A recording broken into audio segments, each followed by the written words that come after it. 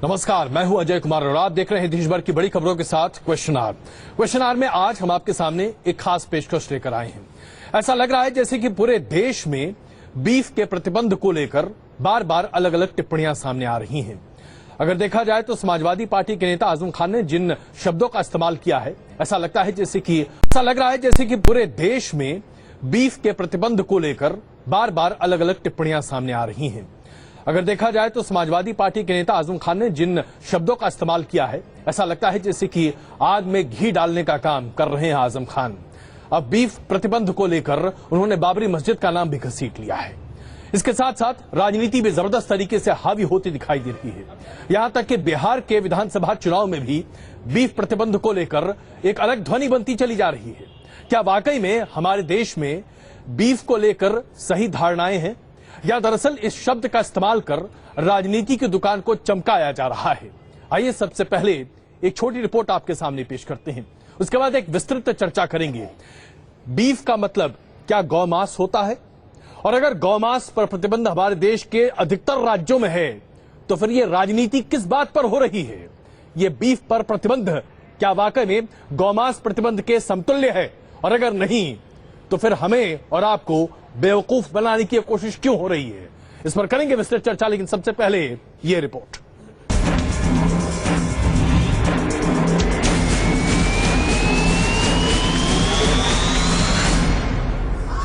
Beef वो शब्द है जो इस वक्त हिंदुस्तान के सियासी हलकों के लिए वार और पलटवार का बहाना बन गया है। और इसी कड़ी में आगे बढ़कर आए हैं समाजवादी पार्टी के नेता आजम खान। आजम खान ने बीफ को लेकर जो बोला है वो समाजवादी कम और समाजघाती ज्यादा नजर आता है।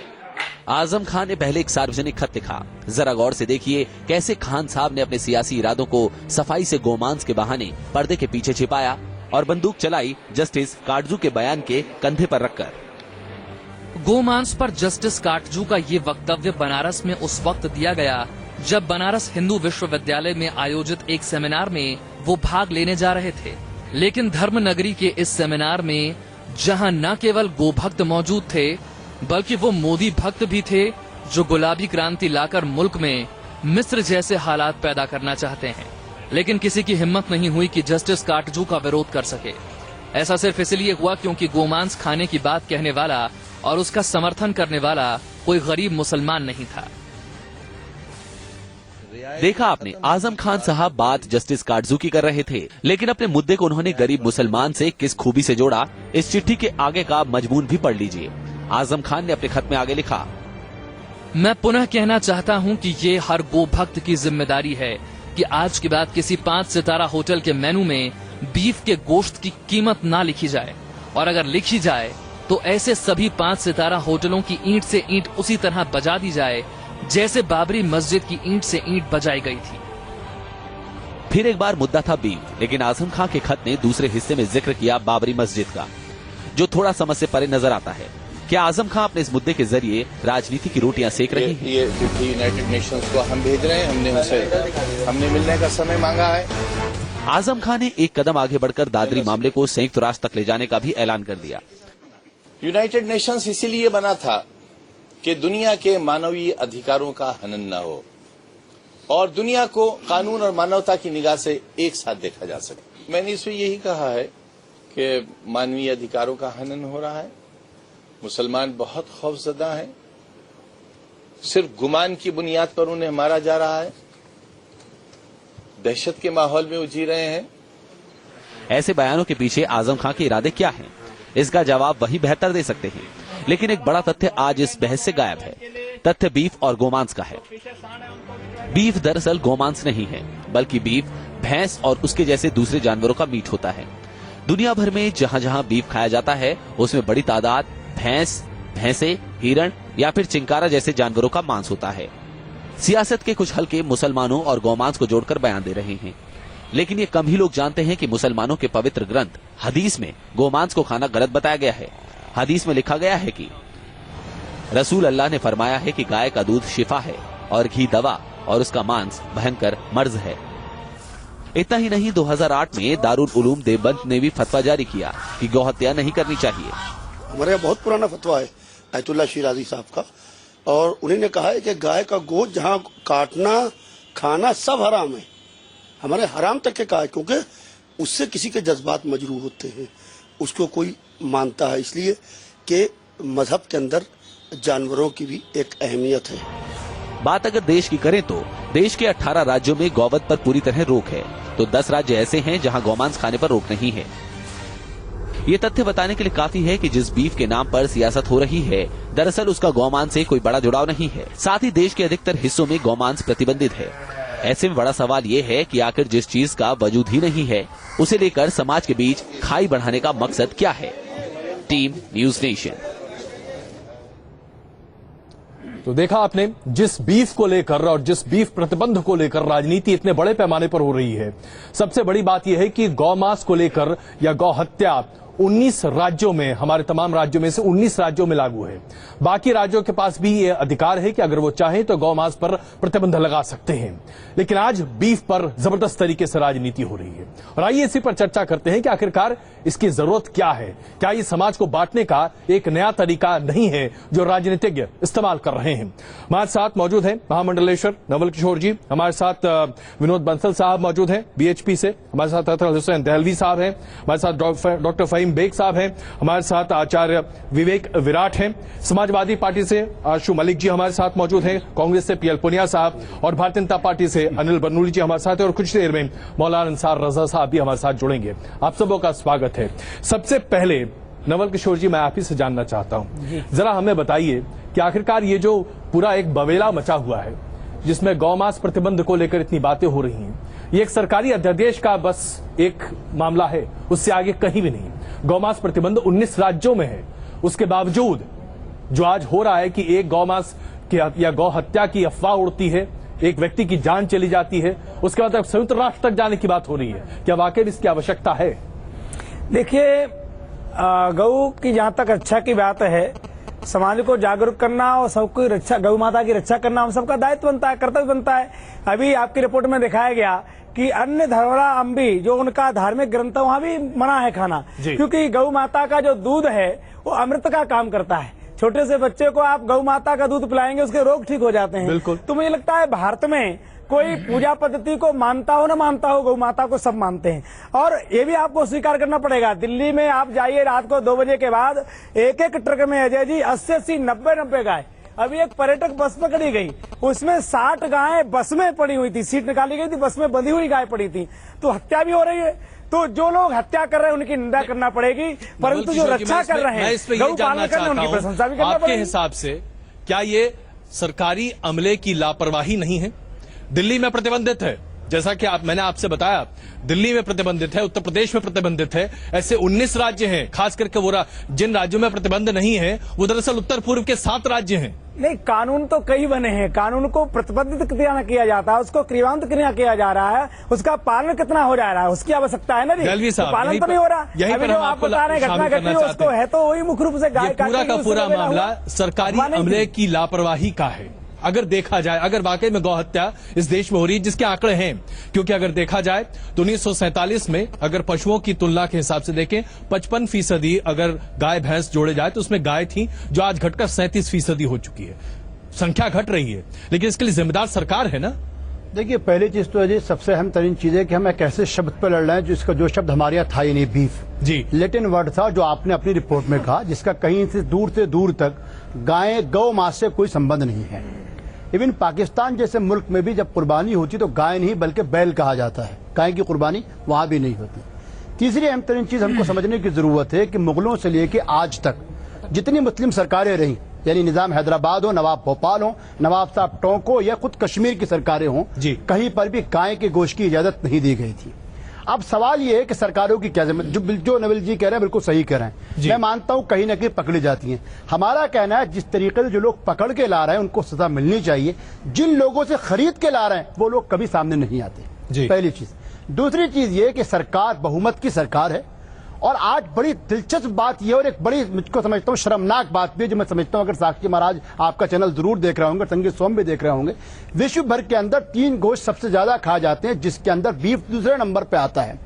और ये इस मुल्क की बड़ी दिलचस्प बात यह कि 2014 में जब से सरकार बनी है तो United state agro marketing company federation का कहना है कि भारत दुनिया का दूसरा सबसे बड़ा निर्यात करने वाला देश बन गया है। इसलिए नवल जी नहीं गोमा वही है बीफ। इसलिए मैं अपने हिंदू भाई मैं इसलिए अपने हिंदू भाइयों से एक अनुरोध करना चाहता हूं कि प्लीज बीफ को गौमांस मत समझिए। और सुन तो लीजिए, मेरी बात पूरी करने दीजिए। बीफ को गौमांस मत समझिए। भारतीय मुसलमान हम हमारे नजदीक हदीस से बढ़कर कोई चीज नहीं है। हमारा कहना ये उसका दूध हमारे लिए शिफा है। हर वो चीज जो जिसको फायदा पहुंचाए। बकरी की जाहिरी बात है कि हमारे यहाँ बकरी की कुर्बानी जो फीमेल बकरी होती थी उसकी कुर्बानी नहीं होती थी, लेकिन आज कीमत की बात है जो चीज फायदा पहुंचाती है। जब से डेंगू जैसा मामला आया वो बकरी जो 1500-2000 में मिलती थी आज अजय वो बकरी 30,000 में भी नहीं मिल रही। जिससे जो फायदा मिलता है वो फायदा उठाए, लेकिन सरकारें भी अपनी जिम्मेदारी निभाएं। अब यहीं पर आशु जी हम आपसे जानना चाहते हैं, उत्तर प्रदेश का एक छोटा सा हादसा अगर देखा जाए तो वो कानून व्यवस्था से बड़ा मामला नहीं था, लेकिन आज देश की पूरी राजनीति की ध्रुवी उत्तर प्रदेश के दादरी के एक छोटे से गांव में जा बसी है। क्या इसके लिए राज्य सरकार अपने आप में बहुत बड़ी जिम्मेदार नहीं है? जी देखिए, ये बहुत ही दुखद घटना है। जी अशोक जी, दुखद घटना है, इसमें कोई शक नहीं है। मेरी आवाज आपको मिल रही है? बिल्कुल आवाज मिल रही है, लेकिन सवाल यहाँ यह है कि क्या राज्य सरकार ने अपनी जिम्मेदारियां निभाई? बहुत ही नहीं, राज्य सरकार ने अपनी पूरी जिम्मेदारी इसमें निभाई है, ऐसा नहीं है। ये बहुत ही दुखद घटना है। पूरा देश, पूरा मीडिया और हम सब लोग पीड़ित परिवार के साथ खड़े हैं, और जहां भी मजलूमों के साथ जुल्म होता है या ये हम लोग वहां पर उनके साथ हमेशा खड़े रहते हैं। अशोक जी, मैं आपके सामने एक और तथ्य सामने रखना चाहता हूं। आप ही के राज्य में आगरा में एक हिंदू नवयुवक की हत्या कर दी गई कि उसने एक मुसलमान लड़की से प्यार किया था। उस घटना के बारे में आपकी क्या जानकारी है? क्या किया है आपकी राज्य सरकार ने अभी तक उस मामले में? सूचना नहीं होगी उनको तो नहीं, हम ये कहते हैं कि आखिर ये घटना हो क्यों रही है। तो यही तो हम आपसे जानना चाहते हैं, सरकार किसकी है वहाँ पर? ये कि इस तरह की घटनाएं, भैया सरकार आपकी है, समाजवादी पार्टी की, आपको जवाब देना। हमसे सवाल पूछ रहे हैं, उसके लिए क्या जवाब है आपके पास? जो संतों पे लाठीचार्ज किया गया, नहीं जी आशु जी, जी सरकार हमारी है, सरकार हमारी है, जिम्मेदारी हमारी है, लेकिन जो लव जिहाद के नाम पर मुद्दा किसका है? धर्मांतरण के नाम पर मुद्दा। धर्मांतरण सबसे ज्यादा उत्तर प्रदेश में हो रहा है। सबसे ज्यादा लव जिहाद के कैसे उत्तर प्रदेश में हुए हैं? बनारस में संतों का जो अपमान किया गया, लाठीचार्ज किया गया। विवेक जी एक मिनट प्लीज। जी आशु जी प्लीज। देखिए इश्यू यहाँ पर ये है, देखिए बात उस दादरी के एक छोटे से गांव की है जहाँ पर ये घटना हुई है, और ये छोटी घटना नहीं है। इसको आप देखिए दूसरे तरीके से। उस गांव में जहाँ पर आशु जी, मैंने आपके सामने 2 हत्याएं की बात सामने रखी है। और बिल्कुल बालूनी साहब, मैं आ रहा हूँ आपके पास, लेकिन आशु जी मैंने आपके सामने 2 हत्याओं की बात सामने रखी है। मैं उसी पर, एक हत्या जहाँ पर एक अफवाह की वजह से एक व्यक्ति की जान गई, और एक हत्या जहाँ सिर्फ प्यार करने की वजह से एक व्यक्ति की जान गई। 2 व्यक्तियों की जान आपके राज्य में गई है जहां आपकी सरकार है। एक घटना पर राजनीति होती है और एक घटना की जानकारी भी नहीं है। मैं उसी तो राजनीति करने वालों की शक्ल दिखाइए, राजनीति करने वाले कौन लोग हैं, उनका किरदार दिखाइए।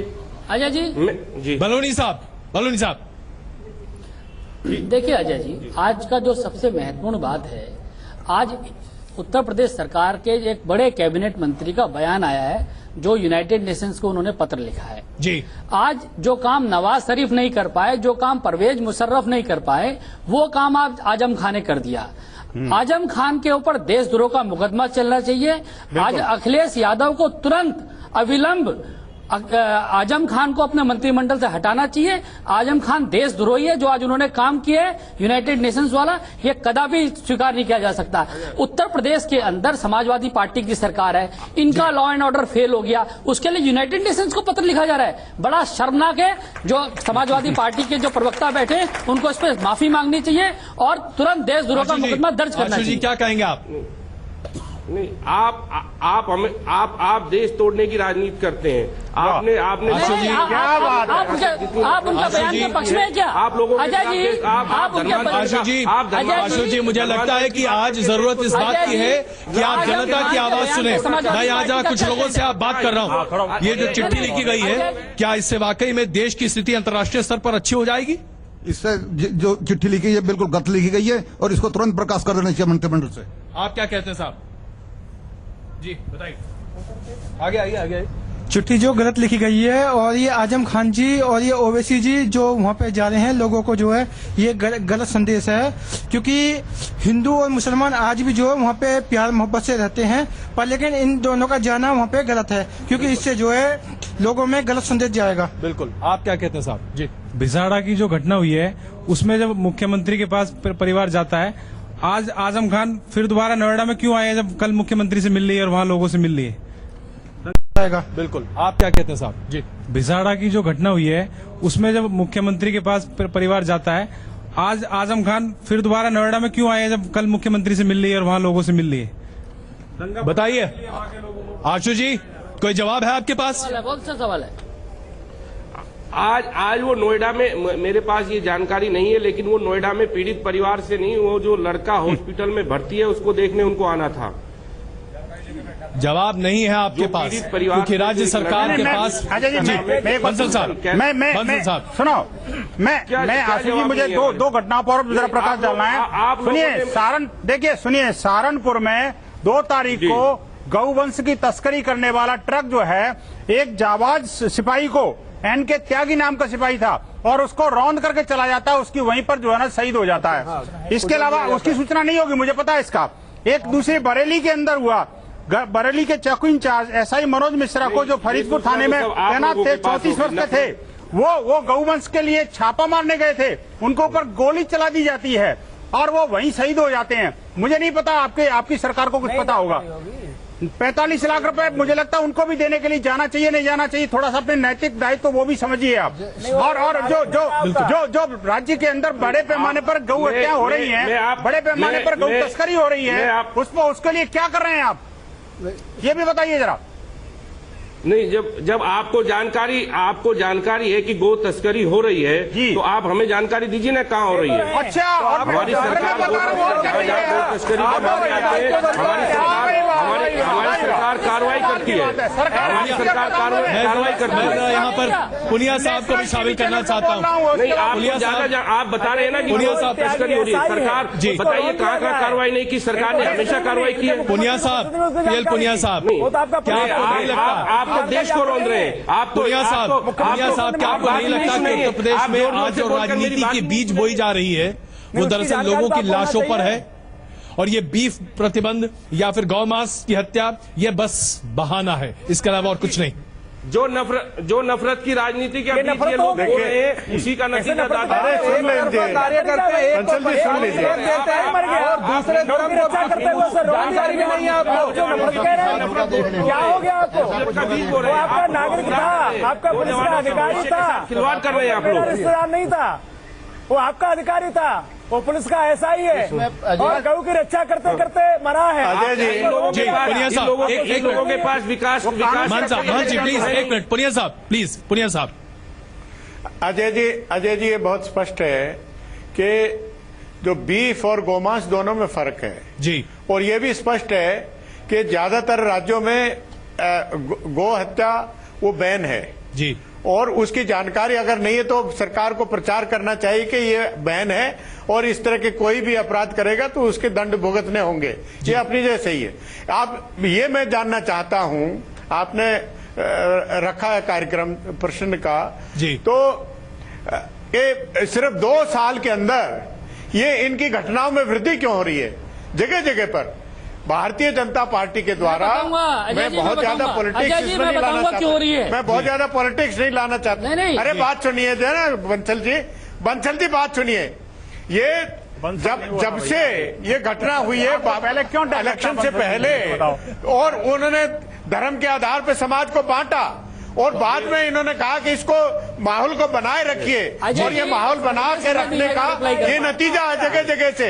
अब ये दादरी में जो हुआ है, दादरी में हुआ है, 2 व्यक्ति आते हैं, पुजारी को जबरदस्ती उठाते हैं, उससे घोषणा कराते हैं, माइक के ऊपर अनाउंसमेंट कराते हैं, और इकट्ठा करते हैं। ये वो झूठ था, वो झूठ था, वो गोमांस नहीं था, और ना ही वो हत्या की राजनीतिक लाभ उठाने के लिए। मैं आप सबसे क्षमा चाहता हूँ, आइए जरा एक एक करके बात करें। मैं आप सबसे गुजारिश करता हूँ, एक प्लीज मुझको मार दो प्लीज।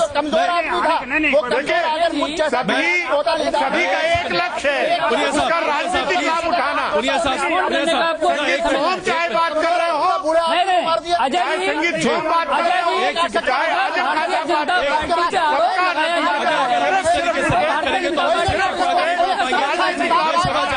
मैं क्षमा चाहता हूँ, और नहीं तो एक शब्द मंत्री की घोषणा की आपको कैसे सच्चाई है? मंदिर में घोषणा जारी के द्वारा उसका क्या सबूत है? आप लोगों के पास वो सबूत है मंदिर में माइक किया, अगर वो वीडियो आ गया तो वो वीडियो भी आ चुका है, वो वीडियो भी आ चुका है यूट्यूब पे। आप भी देखिए, जिस वीडियो की आप बात कर रहे हैं उसके वीडियो आप भी देखिए। आइए प्लीज आप पहले चीज अजय जी, इनको जो शब्द हैं, आप क्या कहना चाह रहे हैं? सार्थक बात यह है जी कि पहले सुनिए, जरा सुनिए। पहली चीज तो यह है कि गौ वंश जी और गाय में बुनियादी फर्क है जी। जो ये बात कर रहे हैं, हमारा कहना है जो त्यागी मारा गया मिश्रा, इस सरकार की नाकामी है, उनको पकड़ना चाहिए था। पहले सुनिए, प्लीज। लेकिन मेरा कहना है जो हम हमेशा से कहते आ रहे हैं, मुस्लिम पर्सनल लॉ बोर्ड का रेजोल्यूशन था कि अगर कोई आदमी पकड़ा जाता सजा दीजिए, लेकिन हम सरकारों से पूछते जिस जगह से वो गाय खरीद या गौवंश की चीजें खरीद के लाता है, आज तक वो व्यक्ति सामने क्यों नहीं आते? उनके उन अपराधियों क्यों सामने नहीं आता? आप कुछ कह रहे थे अभी, प्लीज। अरे चूंकि वो मोहम्मद अमीन नहीं होता, वो अखलाक नहीं होता। मैं आप समझ क्षमा चाहता हूँ, प्लीज प्लीज। एक एक करके सारे चोर भी हो गए, कातिल भी हो गए, गाय हत्या, सारे काम हम ही कर रहे हैं, और तो कुछ है नहीं। 2 साल में सब हम ही कर रहे हैं। प्लीज ना आप डरा सकते हैं, ना धमका सकते हैं, ना विचलित कर सकते हैं। दलवी साहब प्लीज। आप चोर भी कर रहे हैं। दलवी साहब, बेग साहब, अभी तक आपने अपनी बातों को सामने नहीं रखा। मैं आपसे सिर्फ ये जानना चाहता हूँ, जिस तरह की राजनीति की हवा आज हमारे देश में है, क्या वाकई में हम एक ऐसे चिंगारी पर नहीं बैठे हैं जो अब आग में तब्दील होने को बस तैयार बैठी है? अजय, एक माहौल पूरी दुनिया में ऐसा अच्छा बन गया, अजय इतना अच्छा माहौल बना था कि विश्व स्तर पे भारत की छवि सुधरी थी जी। 3 दिन पहले तक न्यूयॉर्क टाइम्स कह रहा था कि भारत डिजिटल इंडिया की तरफ जा रहा है। आज वही न्यूयॉर्क टाइम्स कह रहा है क्या भारत के अंदर कुछ खाने की वजह से लोगों को मारा जाएगा? हमारा कहना ये सुनिए, आप सुनिए, वो लेके बिहार में बांट रहे थे, बिहार में बांट रहे थे। हमारा कहना ये,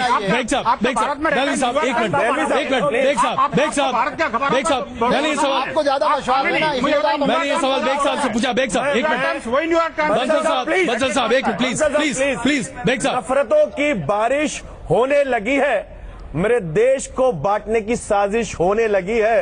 अफसोस कुछ नासमझ दंगे करने लगे हैं और करोड़ों समझदार खामोश रहने लगे हैं।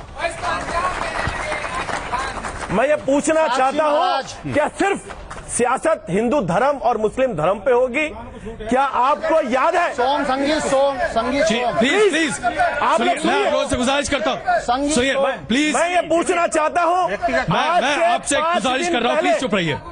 आज से 5 दिन पहले कानपुर के हमीरपुर में एक 90 साल के व्यक्ति दलित को मंदिर में जाने नहीं दिया गया और सरेआम उस पे तेल डालकर उस पे आग लगा दी गई। चलिए, हम माफ कीजिएगा, इसमें कोई हमारे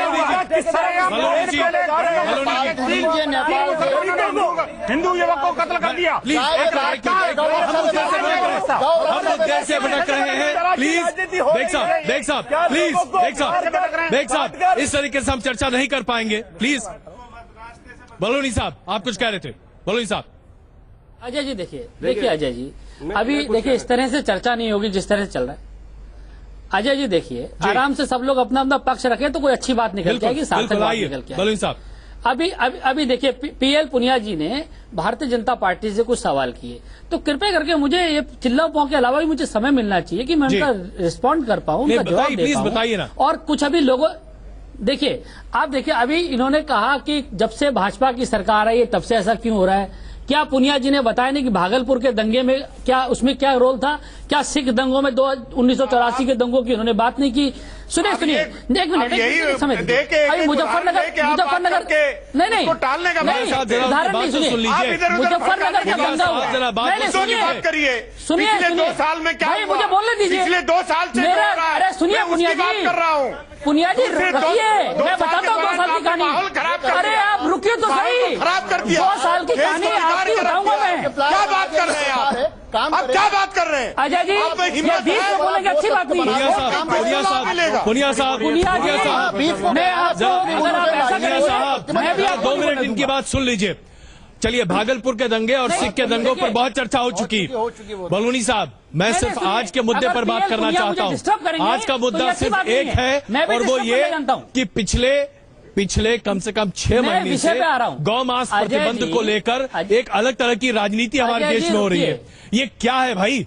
अजय जी ये बताइए ना, ये मुद्दा है, आज इसी पर बात कीजिए। बिल्कुल मैं बताता हूँ जी, बताइए। मैं बताता हूँ, सुनिए जी। अब आप देखिए अजय जी, एक दादरी की बड़ी दुखद घटना हुई। वहां समाजवादी पार्टी की सरकार है, समाजवादी पार्टी की जो सरकार है उसका इंटेलिजेंस फेलियर हो गया, वो स्थिति को कंट्रोल नहीं कर पाए। राहुल गांधी विदेश से एनर्जी ड्रिंक पी के आते हैं और वहां पहुंच जाते हैं। बताइए इसमें फिर ये लोग कहते हैं मोदी जवाब दें, किसी ने नहीं कहा कि अखिलेश यादव जवाब दें, किसी ने नहीं कहा। देखिए बहलोनी साहब, Rahul Gandhi energy drink P कर आ जाते हैं, आप कह रहे हैं। नहीं संगीत सोम कौन सा ड्रिंक पीकर वहां पहुंचे थे? सुनिए मैं बताता हूँ, तो कौन सा सोमरस पी गया ये भी बता दीजिए। नफरत झगड़े हिंदू मुस्लिम के झगड़े कराने वाली कौन सी सरकार थी, जबकि देश की आजादी के लिए हिंदू मुस्लिम ने बराबर की शक्ति का प्रदर्शन किया था। तो इन 70 सालों में हिंदू मुस्लिम में जो नफरत पैदा हो गई, वो नफरत भारतीय जनता पार्टी को बोलने नहीं देंगे लोग। और गुजरात लोग भारतीय जनता पार्टी के खिलाफ षड्यंत्र कर रहे हैं, बोलने नहीं देंगे। और जो दंगाई है, अखिलेश यादव को जवाब देना था कि नरेंद्र मोदी को जवाब देना था। गुजरात में किसने दंगे कराए? गुजरात में किसने दंगा कराया? कहाँ पहुँच गया? मैं क्षमा चाहता हूँ, लेकिन ये दंगों पर बहस नहीं हो रही है। इसके बारे में दंगों पर नहीं है, दंगों पर राजनीति अलग होती है। आज हम यहाँ जो बात कर रहे हैं इस मुद्दे पर आते हैं। मुझे लगता है हमें यहाँ पर कुछ देर के लिए रुकना पड़ेगा, ताकि कम से कम इसका कुछ तापमान इस चर्चा का जरा कम हो, हम सार्थक बातचीत करें। हम बात यहाँ पर कर रहे हैं बीफ प्रतिबंध और गौमांस को इसके साथ जोड़ने पर। क्या इसी मुद्दे पर हमारे देश में राजनीति होगी? क्या यही ध्रुवी होगी हमारे देश की राजनीति की? बने रहिए हमारे साथ, तुरंत वापस आ रहे हैं।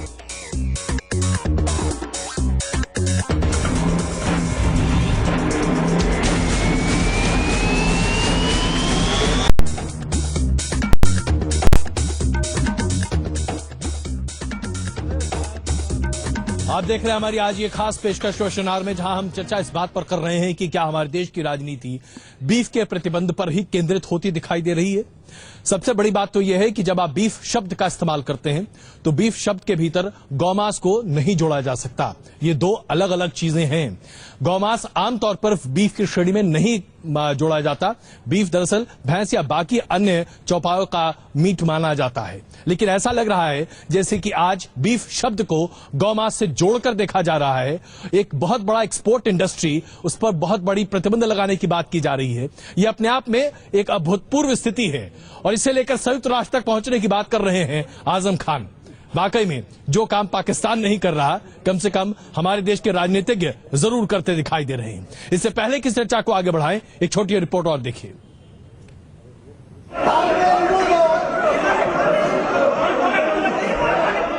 हंदवाड़ा में देश के दुश्मनों से लड़ते हुए भारत मां के 4 सपूत शहीद हो गए। जम्मू कश्मीर गोलियों की तड़तड़ाहट से थर्रा उठा, लेकिन इसी जम्मू कश्मीर के नेता विधानसभा में भिड़े बीफ के ऊपर। लग रहा था न तो इन्हें जवानों की शहादत याद है और न ही कश्मीर को सुलगाता आतंकियों का बारूद। बस रार ठनी तो बीफ के ऊपर, जहां एनसी और कांग्रेस के नेता बीफ बैन के खिलाफ असेंबली के वेल में उतर आए। ये हाल सिर्फ जम्मू कश्मीर का ही नहीं है। लखनऊ से लेकर दिल्ली तक हर सियासी दल किसी न किसी तरीके से इस मुद्दे को भुनाने में जुटे हैं। दिल्ली में रोजाना अपराध हो रहे हैं, लेकिन दिल्ली के सीएम अरविंद केजरीवाल को दर्द नजर आया दादरी में। दादरी का मामला एक राज्य में कानून व्यवस्था पर सवाल उठाता है, लेकिन इसे राष्ट्रीय स्तर का मुद्दा माना राहुल गांधी ने। समाजवादी पार्टी की सरकार के राज में दादरी में ऐसी जघन्य वारदात को अंजाम दिया गया, लेकिन जिम्मेदारी लेने की बजाय समाजवादी पार्टी ने दादरी और गोमांस के मुद्दे पर बीजेपी को घेरना शुरू कर दिया। जिस तरह से इस पूरे प्रकरण का राजनीतिकरण किया गया भाजपा द्वारा, ओवैसी जी द्वारा और अब आम आदमी पार्टी द्वारा, मैं सिर्फ इतना ही कहूंगा कि भाजपा के चाहे संजीव बलिया हो, चाहे उसके अलावा वहां के नागर जो एक्स एमएलए रहे हैं, या डॉक्टर महेश शर्मा हो, और कई नेताओं ने इस बात को भूलते हुए कि एक इंसान की जान गई है, बड़ा मुद्दा इस बात को बनाने की कोशिश करी कि बीफ का बैन होना चाहिए और काउ स्लॉटर नहीं होना चाहिए। ये बहुत ही दुखद है। कुछ ऐसे ही बयान खुद असदुद्दीन ओवैसी की जुबान से भी निकले। ओवैसी ने एक गांव में हुए अपराध पर सीधे प्रधानमंत्री से बयान देने की मांग उठा दी। हम तो उम्मीद कर रहे थे कि सबका साथ सबका विकास कहने वाले प्रधानमंत्री कम से कम ट्वीट के जरिए उसको कंडेम करते हैं। सवाल बीजेपी पर उठे तो पार्टी ने भी गोमांस के इस गदर में कूदने में देर नहीं लगाई। मुजफ्फरनगर हिंसा में सवालों के घेरे में रहे बीजेपी विधायक संगीत सोम फौरन दादरी पहुंचे, तो वहीं राष्ट्रीय स्तर के नेता भी अखिलेश सरकार और विरोधियों पर पलटवार करने लगे। आपने कोई उस पर कार्रवाई नहीं करी, आपकी सरकार ने सीधा सीधा आरोप लगाना शुरू किया पॉलिटिकल। उसमें सबसे आगे आपके दिखे कौन? आपके मंत्री आजम खां, जिनको सांप्रदायिकता की राजनीति के अलावा कुछ आता नहीं। तो ये अखिलेश यादव जी कहते हैं कि समाजवादी इस प्रकार की राजनीति नहीं करती, तो ये झूठ है। सच्चाई यह है कि समाजवादी पार्टी खाली शुद्ध रूप से सांप्रदायिकता की राजनीति करती है, और उन्होंने उत्तर प्रदेश को जो उनको वोट मिले थे उसका आदर नहीं किया, विकास हुआ नहीं है, और इसलिए वो पोलराइजेशन की, तुष्टीकरण की राजनीति कर रहे हैं। सियासी हलकों में खूब हल्ला हुआ और इस हल्ले के शोर में देश और समाज के असली मुद्दे दब कर रह गए। Team news nation. तो आपने देखा, कोई ऐसा राजनीतिज्ञ नहीं है जो आज दादरी का रास्ता नहीं नापता दिखाई देता। ये बात अलग है कि उस गांव में कितनी कमियां हैं, इसके बारे में कोई चर्चा नहीं कर रहा। इसके साथ साथ हमने आपके सामने आगरा की बात भी सामने रखी। एक नौजवान को वहां मार डाला गया, लेकिन अभी तक उसके बारे में ना तो राज्य सरकार को परवाह है, ना ही किसी राजनीतिज्ञ के पास इतना वक्त है कि वो जाए और समझे कि आखिरकार क्यों एक और व्यक्ति की जान उसी राज्य में चली गई जहां एक और व्यक्ति की जान पहले जा चुकी है। जरा जनता के बीच में चलते हैं। मैं आपसे जानना चाहता हूं साहब, आजम खान साहब जो अभी संयुक्त राष्ट्र तक जाने की बात कर रहे हैं, क्या यही है राजनीति का असर हमारे? बिल्कुल गलत है, हम इसका बिल्कुल नहीं मानते, क्योंकि हमारा भारत इतना कमजोर थोड़ी है। ये कोई कश्मीर का मसला थोड़ी है कि यूएन में जाए। ये तो हमारे अंदर की राजनीति है, अंदर की बात है। यही होनी चाहिए इसकी बात लड़ाई जी, और बहुत प्यार से होनी चाहिए। इसमें कोई गंदगे दंगे फिसाद नहीं होने चाहिए। आप क्या कहते हैं, जो राजनीतिज्ञ एक के बाद एक पहुंच रहे हैं, क्या यही राजनीति का स्तर है? नहीं, ये बिल्कुल गलत है और ये बिल्कुल होना नहीं चाहिए, ये बंद होनी चाहिए। क्योंकि हम लोग बहुत मजबूत है और हम लोग हमेशा यहाँ रहते आए, एक साथ रहते आए हैं। यहाँ पे प्यार मोहब्बत बनाने की जरूरत है, नफरत बांटने की जरूरत नहीं है। और ये लोग बिल्कुल राजनीति कर रहे हैं। हम लोग दादरी गए थे, हमने अपने आंखों से मंजर देखा है और इस हकीकत को जाना है कि वहाँ पे हो क्या रहा है। बेसिकली ये सपा और भाजपा, ये दोनों की मिलीजुली है। हमने वहाँ पर एक अपने आंखों से एक मंजर देखा जिसकी हमारे पास रिकॉर्डिंग है। बताइए जरा, क्योंकि आपको लोग तो देखे। हाँ बताइए। इसमें हम लोग के पास एक सबूत भी है। वहाँ पे जब हम लोग गए थे मिलने के लिए पीड़ित परिवार से, तो वहाँ पे हम लोग जुमा का दिन था और हम लोग निकल रहे थे कि चलो अब वक्त हो रहा है। इतने में एक व्हाइट कपड़े में हमें लगा कोई नेता और उनके पीछे पुलिस वाले थे। तो जब हम उनको वक्त दिया कि भाई आप आगे बात करें, हम लोग बाहर खड़े थे, इतने में आवाज आई कि बोलोगे तो भुगतोगे, और तुम भाजपा के लोगों को रोकते क्यों हो। उनके ये साहब बोल रहे थे, जो पीड़ित परिवार के लोग थे उनसे। उसके बाद हमें जब ये बात पता चली और हम वहां से जब वो बाहर निकले, मैंने कहा साहब आप कौन है, तो कुछ नहीं बोले। आगे बढ़ते चले गए। फिर पुलिस वाले मैंने साहब ये कौन है, बोले ये एसडीएम साहब हैं। फिर हमारे कुछ साथी ये परवेज भाई हैं, जिया भाई हैं और हिलाल भाई, इन लोग उनके साथ गए। बोले साहब आप ये क्या कह रहे थे। एक समाचार टाइम्स का पत्रकार भी है जिसका उसने जब पूछा, लगता है कि पूरी साजिश है ये, बिल्कुल साफ नजर आई, पूरी डिटेल हमारे पास जी। आप क्या कह रहे हैं साहब जी, साजिश है बिल्कुल। आप बताइए। बिसाड़ा गांव आज 65 वर्ष हो गए हैं, जिसमें हिंदू और मुस्लिम दोनों एक साथ रहते हैं। दोनों की दीवार मिली हुई है। मस्जिद के लिए हिंदुओं ने पैसे इकट्ठा करके उनकी मस्जिद बनवाई। कब्रिस्तान के लिए भाग सिंह प्रधान ने 2 बीघे जमीन दी जो आज 40 लाख रुपए की बैठती है जी। इसलिए वहाँ भाईचारा है, केवल एक आजम खां और ओबीसी इसको भड़काने वाली ताकत है और आजम खां को भड़का जी। हाँ बताइए। ये सिर्फ एक जो है बेवकूफ बनाने की साजिशें चल रही हैं जो आपस। कौन बेवकूफ किसको बना रहा है? ये राजनेता जितने भी बीजेपी और कांग्रेस वाले हैं सिर्फ जनता को बांटने की राजनीति कर रहे हैं, समाजवादी सॉरी। और इन लोगों ने वहां पर अभी देखिए बिसेड़ा गांव के बराबर में, मुझे आज ही खबर मिली, हम लोग गए भी थे वहां पर और हमने देखा कि वहां इतनी भाईचारगी है कि उसकी कोई कमी नहीं है। लेकिन ये राजनेता बिगाड़े, अभी उसके बराबर में ही अभी एक गाय काट करके वहां दिखा दी गई। बिल्कुल। और ये कर एक सेकंड जी, आप जरा इधर आइए, आगे आइए जी।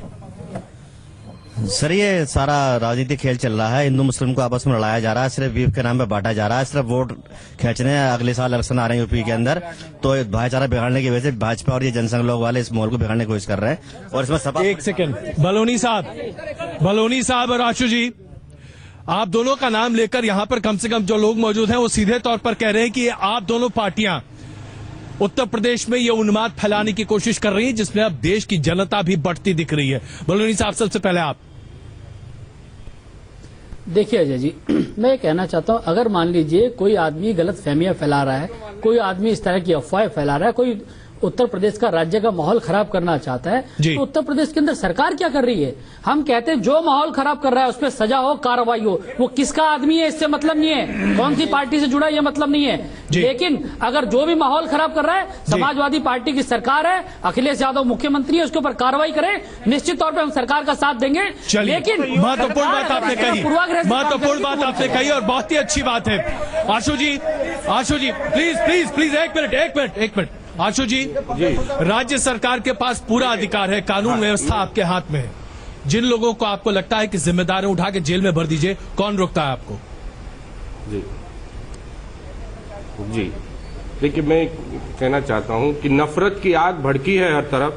मुल्क आज दोजख है, जन्नत नहीं है। ये तो अहले सियासत की साजिश है, वरना हिंदू और मुसलमान के बीच में नफरत नहीं है। देखिए, जो इस लोग ये कह रहे हैं इनका दोहरा चलेगा। आशु जी, आज मुद्दा यहाँ पर ये है, इनसे पूछिए आज मुद्दा ये है कि जो लोग आप क्या करेंगे? उन्होंने कहा कि 50,000 आदमी आप यहाँ इकट्ठा करो और 50,000 आदमी हम वहाँ इकट्ठा करके। आशु जी धमकी दे रहे हो क्या? 50,000 आदमी इकट्ठे करके धमकी दे रहे हो? आशु जी, मुझे बताइए अजय जी, मुझे ये बताइए कि आखिरकार ऐसी सरकार आपके संगीत आपके संगीत को हमने धमकी दी है। 50,000 आदमी यहाँ से इकट्ठा करो, 50,000 मेरे परिवार के मुखिया के चिल्ला के बोल करके साबित नहीं कर सकते। आप नौजवानों के दिलों में नफरत पैदा कर रहे हो। नौजवानों के दिलों में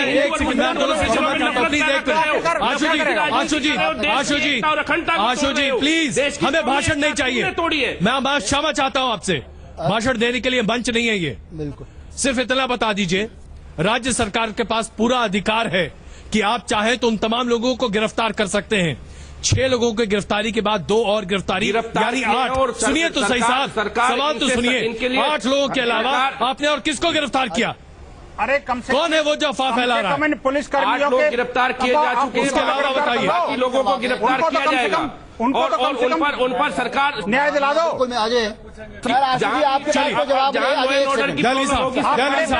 बड़े पैमाने पर गौ तस्करी हो रही है उत्तर प्रदेश के अंदर। बड़े पैमाने पर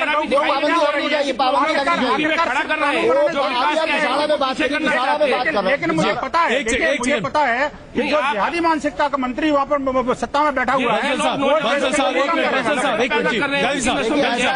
भविष्य से सुनिए, एक से बढ़कर एक कातिल खून के धब्बे सब पे आए कत्ल भरी महफिल में हुआ, खून के छींटे सब पर आए। मेरा कहना ये सुन लीजिए, अब आप सुनिए, समाजवादी पार्टी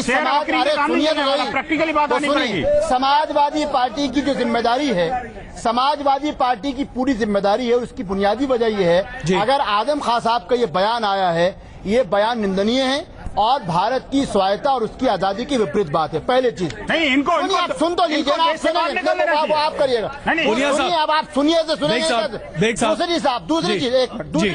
दूसरी चीज ये है कि मैं बड़े अदब और एहतराम से जो भाजपा के प्रवक्ता उनसे एक रिक्वेस्ट करना चाहता हूं कि महेश शर्मा जी हमारे संस्कृति और टूरिज्म मिनिस्टर भी हैं, वो उत्तर प्रदेश में मुख्यमंत्री बनने की पूरी कोशिश, क्या ही अच्छा हो कि संस्कृति minister Indian tourism development corporation के सारे होटल उनके अंतर्गत आते हैं, उसमें बीफ पे बैन लगा दें। क्यों लोगों को पागल बना रहे हैं, हिंदुओं को डरा रहे हैं और मुसलमानों को भ्रमित कर रहे हैं। मुझे मैं चैलेंज के साथ कहता हूँ, आखिरकार देश का मैं कहता हूँ, आप महेश शर्मा से करवाइए, संस्कृति मिनिस्टर है, मेरी बात टूरिज्म मिनिस्टर है, अशोका होटल उसके बाद आता है, उसके तहत ITC मोरिया शेरटन आता है, पाबंदी लगवाइए। बेकार की बातें करने बयानबाजी दे रहे हैं, पूरी बातें अलग है। कभी गाय ना खाई, ना गाय का वध किया, ना गौ हत्या की हिमायत की। मैं कहता हूँ अगर देश का कोई भी होटल अगर मैं कहता हूँ उस होटल को बताएं कि किस बंसल साहब यहाँ मुद्दा की बात करें, मैं समझ चाहता हूँ इस तरीके से दहलवी साहब, बंसल साहब प्लीज एक मिनट। बेग साहब, बुनियादी बात यह है कि हम सिर्फ एक पार्टी को लेकर टारगेट नहीं बना सकते कि बीजेपी को जितनी भी गालियां दी गई हैं या बताया गया है। आप ये देखिए कि जब से समाजवादी पार्टी उत्तर प्रदेश में सत्ता में आई है, सबसे ज्यादा दंगे उत्तर प्रदेश में हुए हैं। सही बात है, इसमें कोई बात थोड़ी है। किसी एक पार्टी को या एक संस्था को उससे जोड़ के नहीं देखा जा सकता। मैं ये यहां से एक सभी लोगों से, क्योंकि बहुत सारे हमारे ऑडियंस यहाँ बैठे हैं, बताइए कितने लोग हैं जो आज से कसम खाते हैं कि गौमांस ना खाएंगे ना किसी को खाने देंगे। कोई नहीं खाता भाई, कोई नहीं खाता। और कितने लोग हैं, कोई नहीं खाता। ये भारत की संस्कृति दर्शाती है, कोई नहीं खाता। और सुनिए, कितने लोग हैं जो ये कसम खाएंगे कि हम सुअर के गोश्त को किसी भी जगह परोसने नहीं दिए जाएंगे। चलिए खैर, चलिए ये मुद्दा खाने और जो खाएगा सुअर जो काटेगा उसके साथ भी यही सजा होगी। देखिए आइए, मैं क्षमा चाहता हूँ,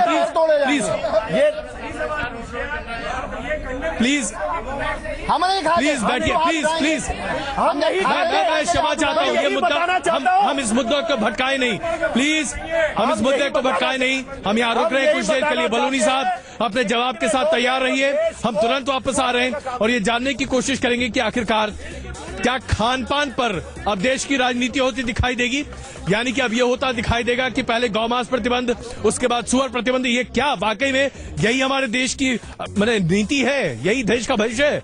बन रही है हमारे साथ।